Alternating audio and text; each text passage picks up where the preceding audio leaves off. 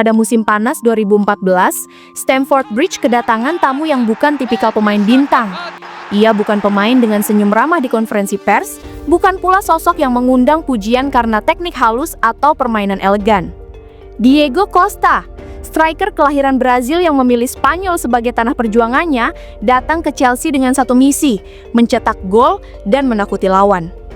Dan ia melakukannya dengan sempurna.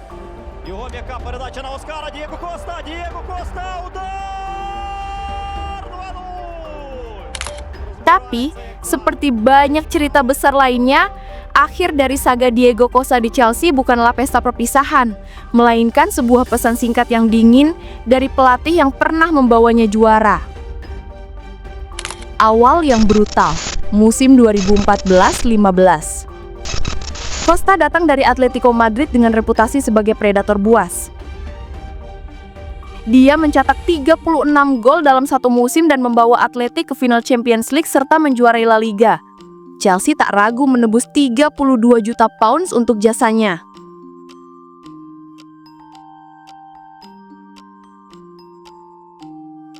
Dan sejak pekan pertama Premier League 2014-15, Costa langsung menunjukkan insting mematikannya. Dalam 7 pertandingan pertamanya, ia mencetak 9 gol. Fans Chelsea langsung jatuh cinta. Ia bukan penyerang yang mempesona secara visual seperti Thierry Henry, bukan pula penyihir dribbling seperti Eden Hazard. Tapi setiap sentuhannya terasa penuh amarah. Costa berlari, menabrak, mendorong, menggertak, lalu mencetak gol dengan dingin. Lawan membencinya, fans mencintainya.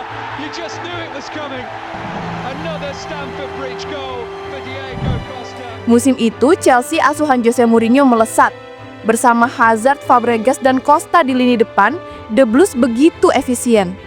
Costa mencetak 20 gol dari 26 laga, membawa Chelsea menjadi juara Premier League dan Piala Liga. Ia menjadi top skor klub meskipun sempat mengalami cedera dan suspensi karena perilaku di lapangan.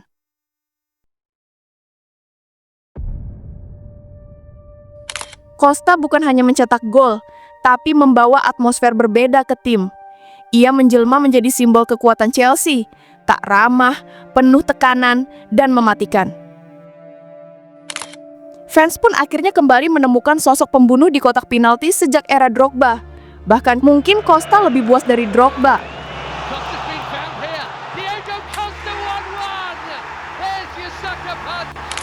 Musim kedua, kekacauan dan cedera.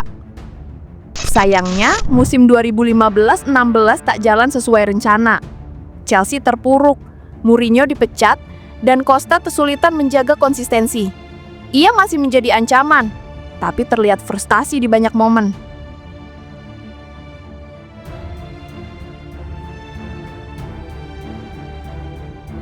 Meskipun tetap mencetak 12 gol Liga, performa tim secara keseluruhan memburuk. Chelsea finish di peringkat 10.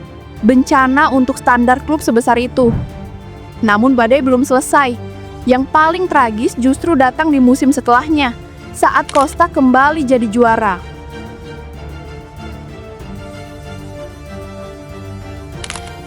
(2016-17) Raja yang terlupakan. Ketika Antonio Conte datang di awal musim 2016-17, banyak yang bertanya-tanya, bisakah Costa beradaptasi dengan pendekatan taktis pelatih Italia ini? Jawabannya jelas dan tegas. Iya, Costa kembali ke performa terbaiknya. Dalam 14 pertandingan awal Premier League, ia mencetak 13 gol. Duetnya dengan Hazard dan Pedro menjadi mesin gol yang membawa Chelsea memimpin klasemen. Conte menerapkan formasi 3-4-3 yang revolusioner, dan Costa adalah ujung tombaknya. Bukan hanya gol, Costa juga sering membuka ruang, membuat bek lawan frustasi, dan memancing kartu kuning. Musim itu, Costa mencetak 20 gol Liga, dan Chelsea kembali menjadi juara. 2 gelar Liga dalam 3 musim. Statistiknya selama 3 musim di Chelsea. Premier League, 89 pertandingan, 52 gol. Semua kompetisi, 120 pertandingan, 59 gol. Efektif, menyeramkan.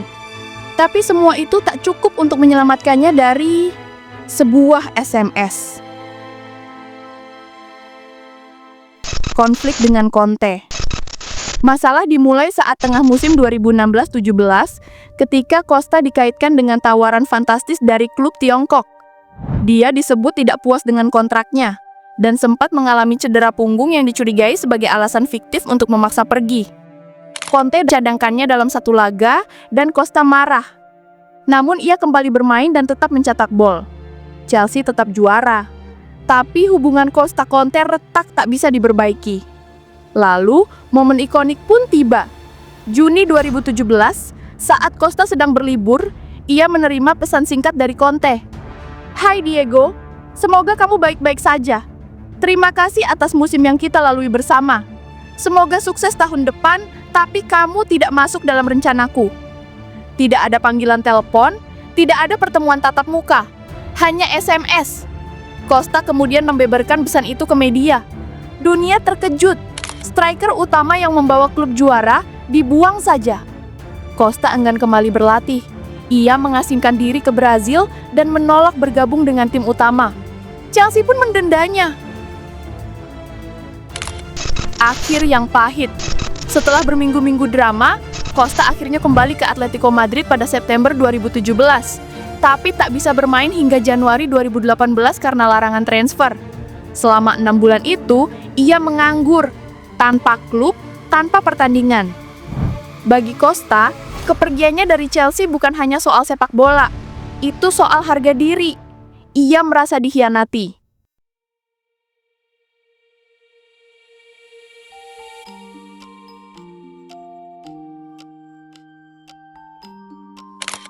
Kisah Diego Costa di Chelsea adalah kisah yang penuh ironi. Di satu sisi, ia adalah striker paling efisien yang pernah dimiliki Chelsea setelah era Drogba. 2 gelar Premier League, ratusan duel udara, ribuan tackle dan gol-gol penentu. Tapi di sisi lain, ia juga adalah simbol betapa kejamnya dunia sepak bola modern. Bahkan pemain terbaik sekalipun bisa dibuang hanya lewat pesan singkat. Gaya bermainnya yang keras, temperamental dan agresif membuatnya sering disalahpahami.